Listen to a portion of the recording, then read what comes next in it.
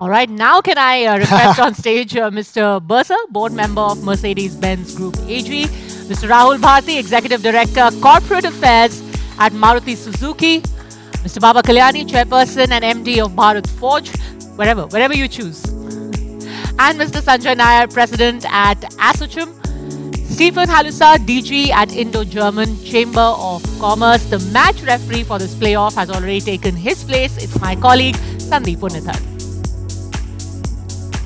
Good afternoon, ladies and gentlemen. I think this session comes just right after what Mr. Kalyani just told us about why India needs to become a manufacturing hub, why it needs to become the factory of the world. And he spoke something very interesting. He said India needs to become a product nation. Now, I have a product right here. This is a haversack that I've had with me for 14 years. It's a German haversack. If this was a person, in about 4 years' time, it could have voting rights. It's got another 10 years of life in it, I think. That's one product. Another product is, I went to school with someone whose father brought the first German submarines to India 4 decades ago. And a few years back, he became the captain of one of our first French-built submarines, and he pulled his submarine up next to his dad's old submarine, which is still going strong, and it's got another 10, 15 years of life in it. So that's German products for you. I want to start by asking Mr. Kalyani this, to take off from where you left in your address. What does India need to really do to become a product nation? That's the first thing that jumped out at me. A factory of the world, but also a product nation. Well, you know, if you trace the history of any country, trace the history of Germany for the last more than 100 years. Germany was a product nation even 100 years ago. They had many businesses that were making all kinds of things. They had metals business, steel business, armament business, am I right? Of course, the automobile was just starting, growing. But for a product nation, you need 3 major ingredients. Number 1, you need first people who have ambition, who have passion to make things happen. You need availability of material resources, whether it's in the old days it used to be minerals, iron ore, water, shipping area, etc. And third, of course, you need a market for that, a growing market. I think we have all this. The problem in India largely has been that for almost 60-odd years, we kind of drifted after independence into a direction, or even directionless, I would call, of trying to follow some philosophy that we didn't even understand, central planning, or whatever it was. And of course now, with Prime Minister Modi, you know, we've been able to correct most of these things and get the mojo back in India's entrepreneurship. Get the mojo back in India's entrepreneurship. Indeed, and we've seen a kind of focus on manufacturing that we haven't seen in decades, as you mentioned, Mr. Kalyani. But I want to talk about another product which aspirational India really looks forward to. And people who haven't factored aspirational India into their business plans have seen cheap car dreams being ground into the dust. I'm sure all of you have known the story of the Tata Nano, the great car, but unfortunately, it was sold as a cheap car, and possibly one of the reasons why it flopped. Every Indian wants a 3-point star in their lives. Jorg, what are your plans for India? Mercedes. It's good to hear that every Indian wants a 3-pointed star. That means a huge market. I think one of the most important topics we just mentioned, and Kalyani mentioned, which I admire him because he is not only a pioneer in India for manufacturing industry, but also a pioneer, as we heard, for expanding business to Germany and participate also in the German automotive industry. But what is most important is market. We are in India since 30 years. Since 30 years, we're producing in India. And 20 years ago, I was honored to visit and first met Kalyani in his forging facility. We, as a car company which is not producing cheap cars, but luxury cars, we need a market to expand.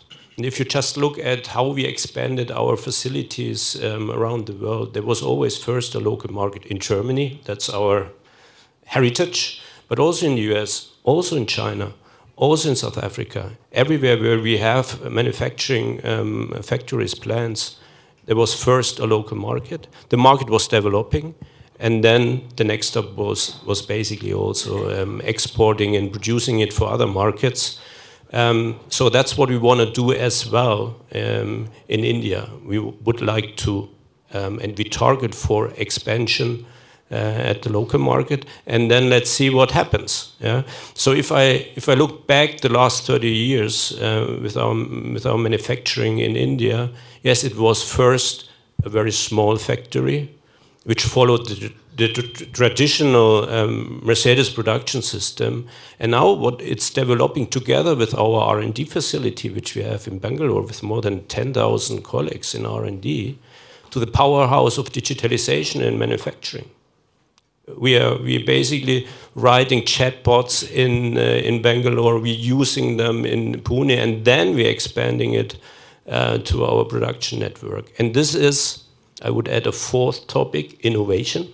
Innovation coming from India for production industry, for production processes, and this makes us confident that the market in India is really developing, also in a segment where we are building cars in. The market in India is developing for sure, but there's a gentleman to your left who's smiling all-knowingly because he's got plans for not just India, but for the rest of the world. Rahul, tell us Maruti Suzuki's plans for the world.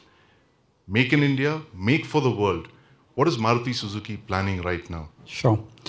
I think I'll start from where Mr. Kalyani left.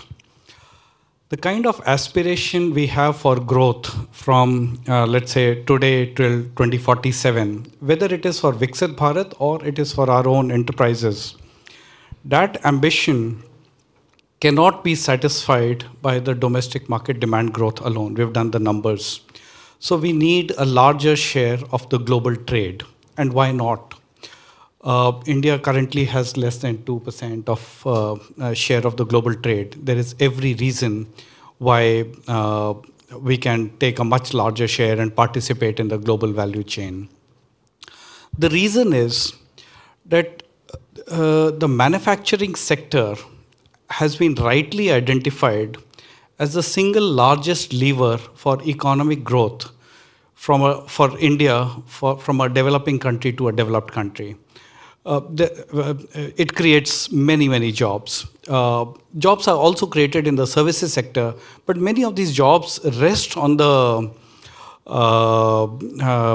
manufacturing sector. I'll give you a small example. The insurance or finance services for purchase of a car. Now they come in the services sector, but they actually are spurred because of the manufacturing sector. So manufacturing sector can lead that journey. Automobiles are a good large chunk, 40% of manufacturing.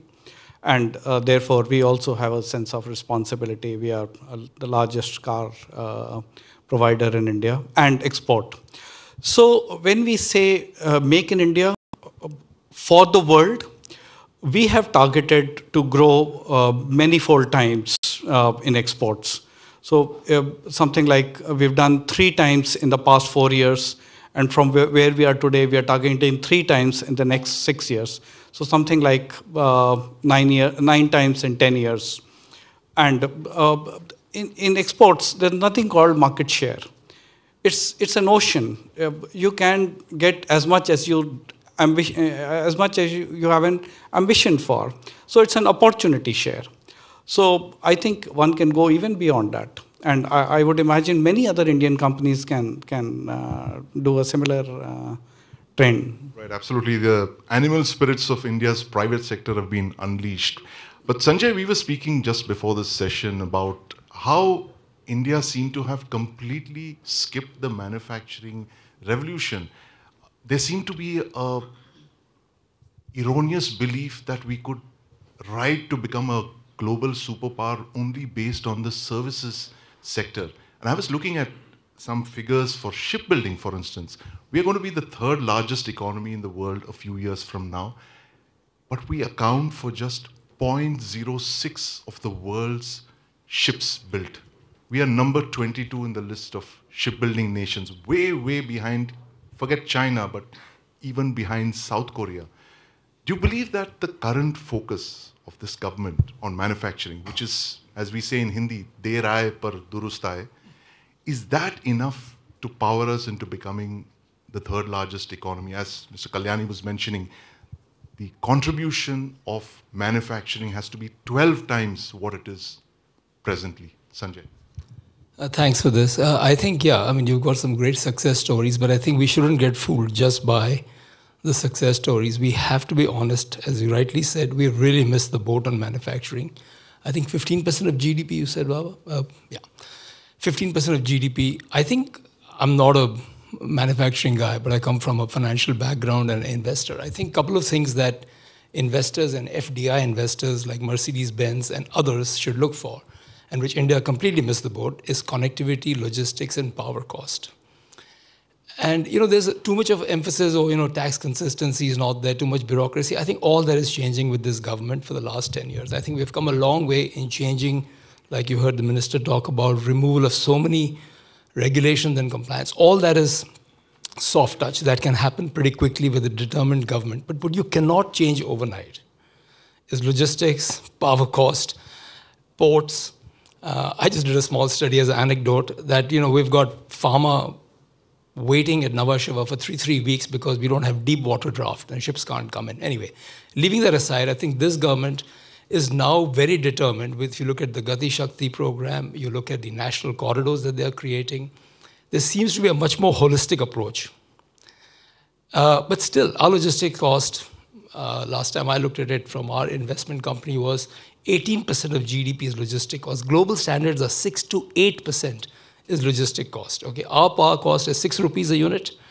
I think you can, you know, in America, you probably don't even have to count it, you know, in those kind of terms. So I think we have a long way to go. This government is very focused on doing it, but it's going to take time because this is the hard part of it. The softer parts, compliance, bureaucracy, tax consistency, much better. We've been investing in India as KKR for like 16, 17 years, not the issue. But I just want to take the platform to say we need foreign direct investment desperately. Indians cannot itself finance its own growth ambition because we are savings deficit. It's a fact of life because our government preempts the savings first to finance its own debt. But to welcome foreigners to come there, you need to have a conducive environment, which I think we have. We have a pretty good red carpet there.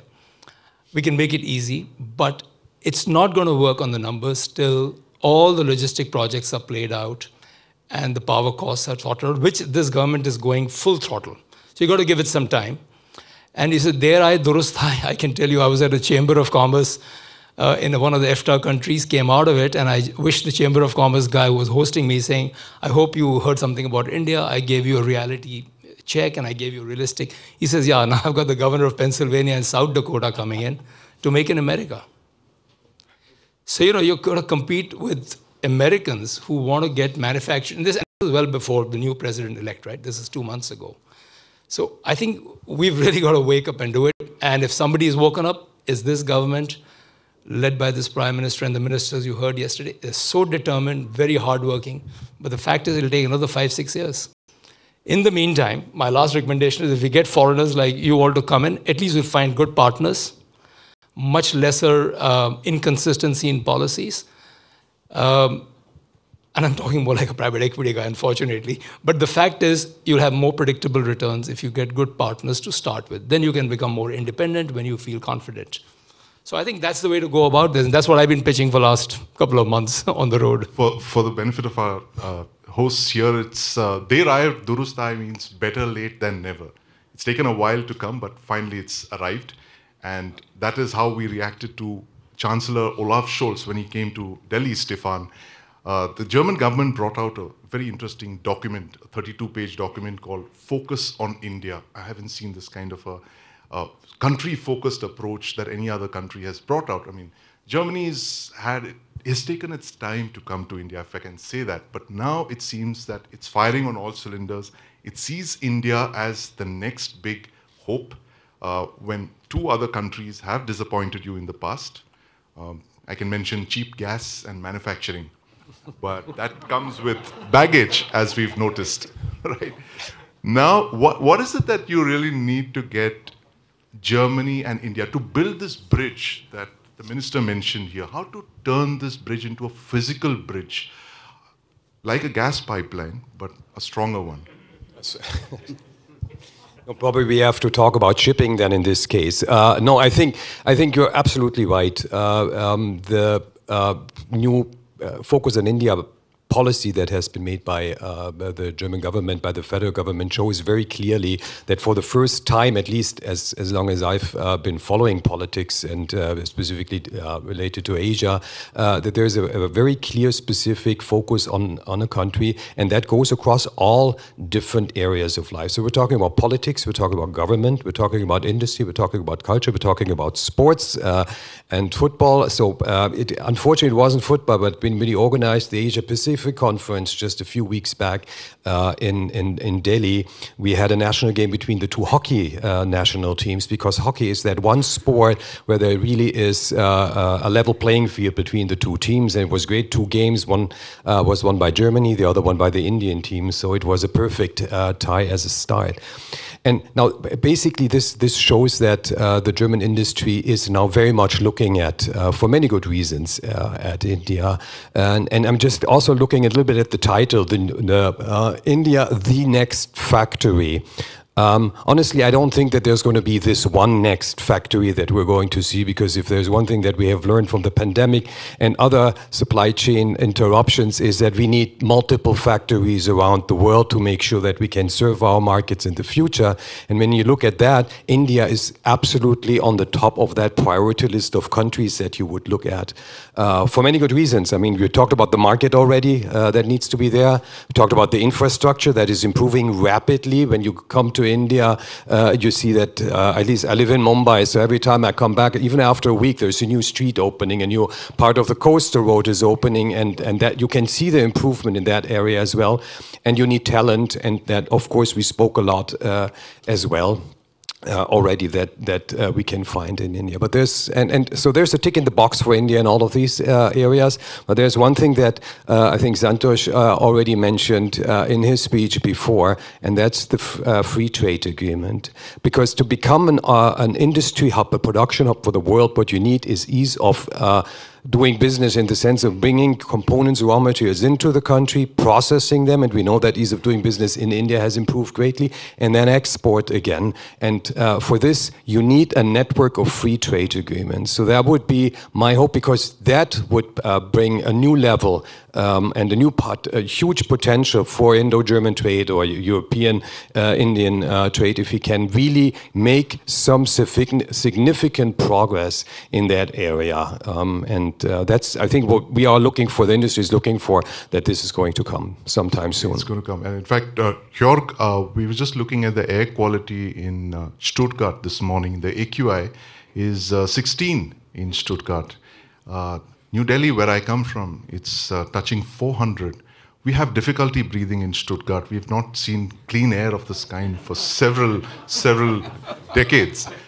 Now, one of the reasons for pollution in Delhi is, of course, the automotive sector. It contributes something like 50% of all the pollution.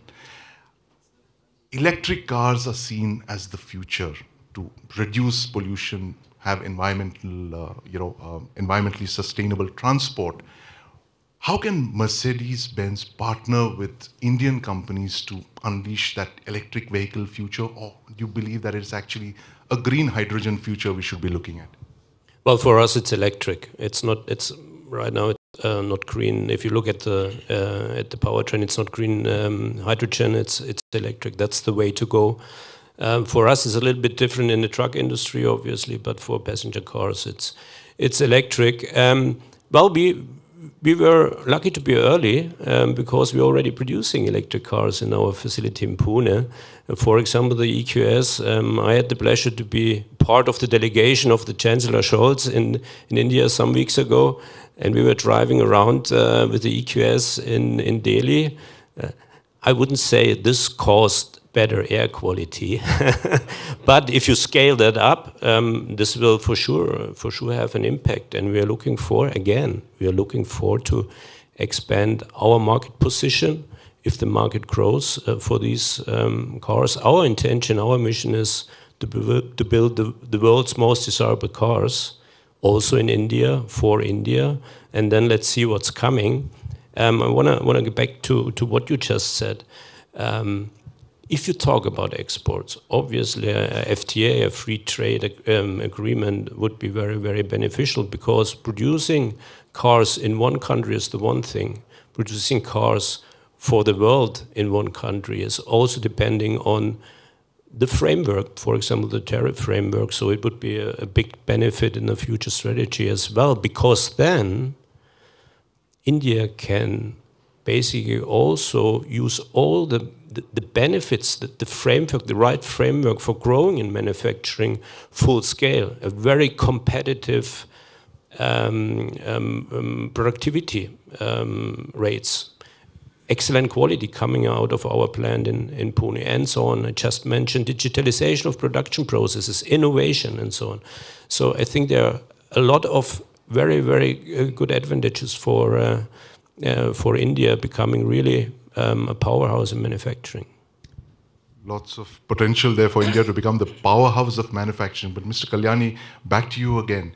You spoke about why India really needs to overinvest in manufacturing now. We've kind of missed the bus, missed the boat, and missed the merchant shipbuilding projects. But what is it that India can actually learn from Germany now, given the fact that this is possibly a once-in-a-generation opportunity, that you're looking at the government of India and the government of Germany talking very seriously about collaboration? What can we learn from Germany in the short term, Mr. Kalyani? You know, we always say in our country, you need to make products like the German products.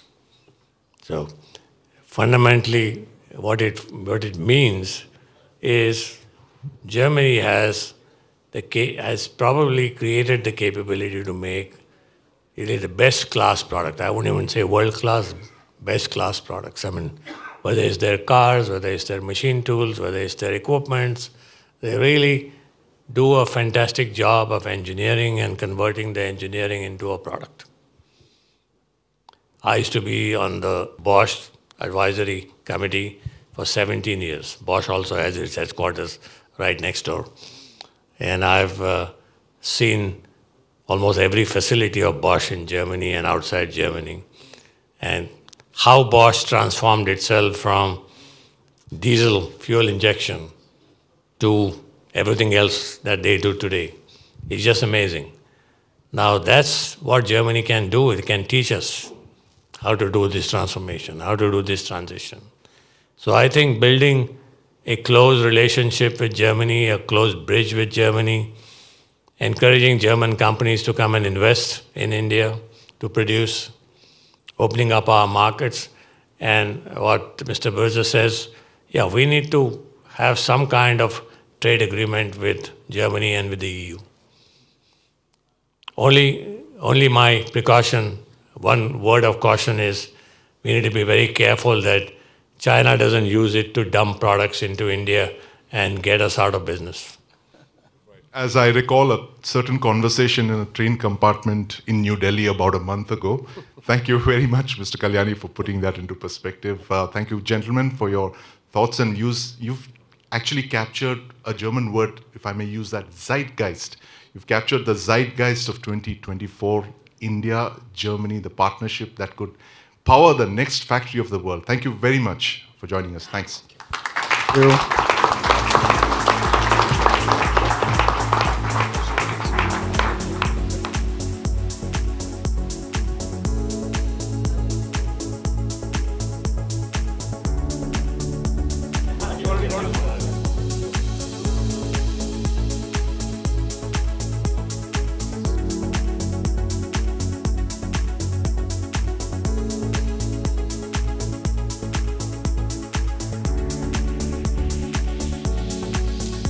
Requesting Mr. Hemant Sharma, Mr. Rowan Kaspa to please take the stage, and Mr. Right?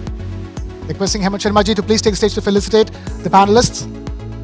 Mr. Rowan Kaspa and Mr. BC Tripathi to please take the Mr. stage. Tripathi, can we please have you on stage?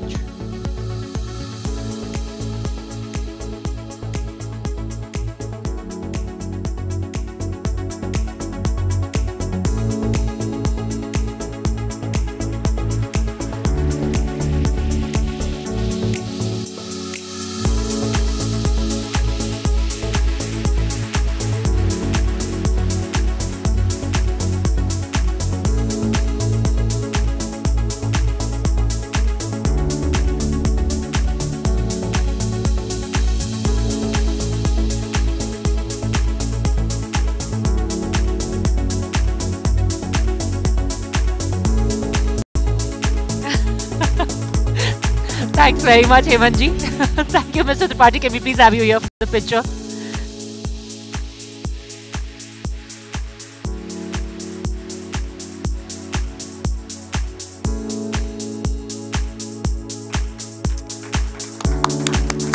Thank you very much to all of our panelists and to Sandeep for this wonderful panel.